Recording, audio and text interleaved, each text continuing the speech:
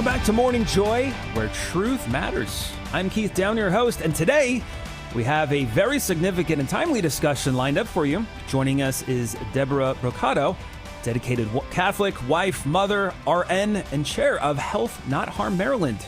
Deborah is leading a crucial campaign to inform Maryland voters about an upcoming ballot question in the November general election, the proposed Reproductive Freedom Amendment. And while that name might sound straightforward, this amendment extends far beyond what meets the eye. It's not just about reproductive health. And we'll dive into what this amendment truly entails, why it's misleading, and the broader implications it could have, not just in Maryland, but across the nation, as it's now not just one pro-life battle, it's 50. But welcome to the show, Deborah. Thanks for joining us. Good morning, Keith. It's nice to be here with you. Yeah, absolutely. So, Deborah, maybe can you explain why the term Reproductive Freedom Amendment might be a little misleading to voters? Yes, this is really an amendment that is meant to attack the family and attack children because it will take away parental rights. In Maryland, this is on the ballot in the general election, but this is a nationwide agenda to attack the family. Supporters of this amendment want people to think that reproductive freedom is simply about abortion, but it goes beyond that and gives this created right to children so that children would be able to consent to drugs and surgeries, vaccines, and other things that are related to their reproductive system without parental consent. So that's the big danger here. That is one of the big deceptions. The amendment is very vaguely worded so that it does encompass all sorts of things and will go into the future. And basically, you find out what it will encompass after you pass it. And the other deception is that on the ballot, the question pertaining to the amendment does not have to exactly match the wording of the actual amendment that will go into the Maryland Constitution. That doesn't sound right. My goodness. No. Now, many voters are completely unaware of this ballot question, and really until they see it on as they're going in and filling it out in November. And there could be other states that have deceptive questions on the ballot as well. But how does Health Not Harm MD plan to educate the public about the potential implications of this particular amendment?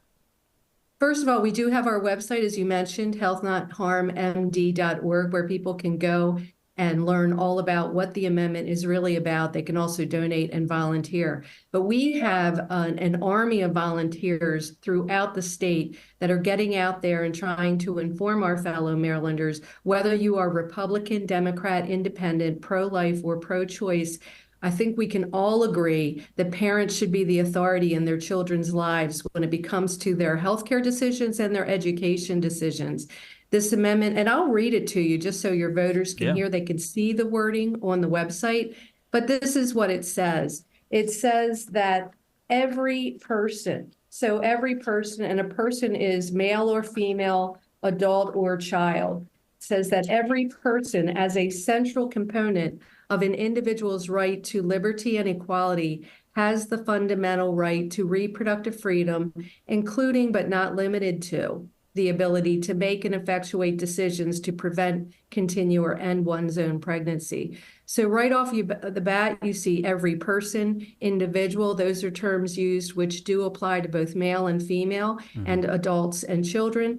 Reproductive freedom is not defined in this amendment, and it's not defined in the law.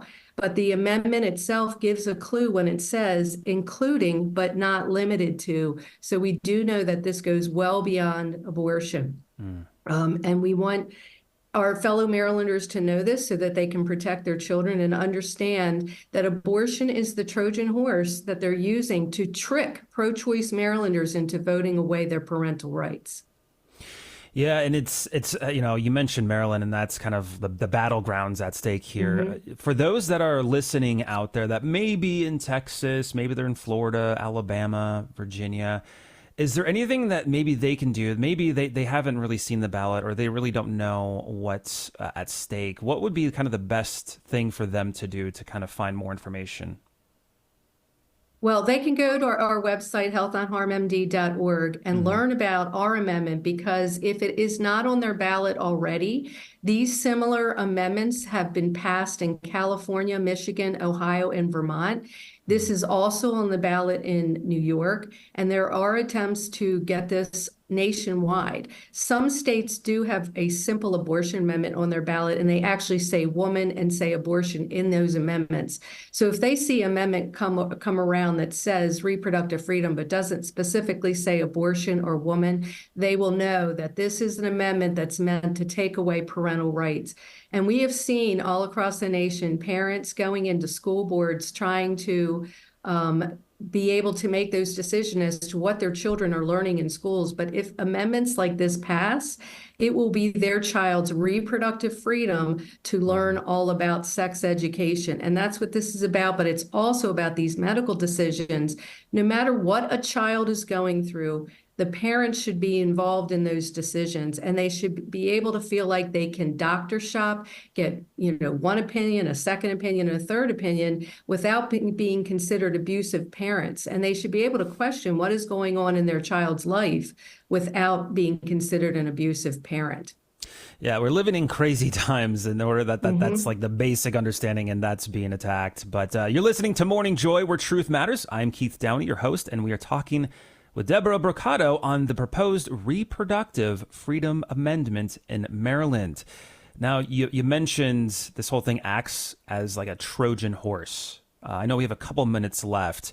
Could you maybe elaborate a little bit on how this amendment could inadvertently affect pro-life or pro-choice Marylanders' views on parental rights? Well, some random adult could help their child if their child expresses they want birth control or a vaccine, or they are suffering with gender identity dysphoria, and they could take them to a counselor because that child would be able to consent to that. Already in Maryland, there's a mental health access initiative which lowered the age of consent for a child, a minor child, to seek mental health care from age 16 to age 12. So a child could go to someone and lead down one path and one path only of getting puberty blockers or surgeries to do what's called a sex change without parental consent. And if the parents don't go along with it, then they are considered the abuser, or the child is told that they need a safe space, and the safe space is with either the school or the counselor or someone else. So, but this is not how it should happen. Parents know their child best. They know what they are going through, and they should be able to ask all kinds of questions. Even if this is something they think their child might possibly need, they should be able to ask all kinds of questions like, what are the long-term consequences? What is the possible harm? Is it permanent? They should be able to ask these questions and not have somebody threaten them with loss of custody of their child. Parents know their children best. Even when there's conflict in the home, that doesn't mean there's abuse. That a lot of times just means the parents are setting boundaries and the child is rebelling against those boundaries. So we want Marylanders to know when they go to the ballot box and they see Reproductive Freedom Amendment on their ballot, that this is about removing parental rights. Mm-hmm. Our senior producer Tim mentioned that everyone needs to be involved in their own states. In Arizona, they worked really hard to put it on the ballot, so I know it's on Arizona's ballot for sure, and it's probably on a lot of different states. Deborah, if by some chance, hopefully it doesn't, but this amendment does pass in Maryland, how might it influence similar efforts in other states? I think that if it passes in Maryland, it'll definitely help it'll be a catalyst for what happens in other states, especially because of our proximity to Washington, D.C. I think that this will just motivate this movement to pass this throughout the United States as they are already doing. So by contrast, if we are able to defeat this here in Maryland, that could send shockwaves across the country and really stop this locomotive from continuing down the tracks. So that's what we hope to do. We hope to be the first state to really stop this and protect children by preserving parental rights. We want Maryland voters to know they need to vote no to the Reproductive Freedom Amendment. It will not change a single abortion law in Maryland. In Maryland, abortion is completely unrestricted and fully funded, and voting against this amendment will not change that. But voting for this amendment will take away parental rights. Well, we can't thank you enough for spearheading this whole thing. My goodness, it's I didn't even know this was even happening in Maryland. So someone that's many, many miles away seeing this, it's making me, and I'm sure other listeners in other states, going, okay, I really need to pay attention to this elections ballot, because there might be some deceptive wording It's by design. They don't want people to know. They want people to see it for the first time on the ballot, and people are busy and they'll check things, and it will be worded to make people think they should vote for it. So that's why they need to know ahead of time. And that's our job. We do have an uphill battle. This is the David and Goliath battle to try and inform our fellow Marylanders. Please don't make the mistake of voting away your parental rights. So they can go to healthnotharm.org. Please donate, please volunteer to help inform our fellow Marylanders. And the great thing about that whole story with David and Goliath is that, well, David won. So there's hope. There's always hope. And that's kind of what we do here on Morning Joy is we don't want to doom and gloom. We want to give hope. And we do. We have the hope. Voting, please vote. And especially if you're in Maryland, make sure you're going in and voting no to that Reproductive Freedom Amendment. Any lasting words you'd like to give our listeners across the nation as we get closer to November? Please pay attention to this. If you can donate to healthnotharm.org, go to our website, even if you're out of state. Please help us fight this battle, because it is a nationwide agenda. And you can help by helping us defeat this thing in Maryland so that hopefully we can defeat it across the nation. We need to protect our families, protect our children, and preserve those precious parental rights. Amen. Thank you so much, Deborah, for joining us this morning. It really was interesting to get, just like I said, knowledge of what's happening in Maryland. It's really going to be affecting all of us. So thank you so much for joining us. And thank you to everybody who was watching, listening to Morning Joy, where truth matters. This is it.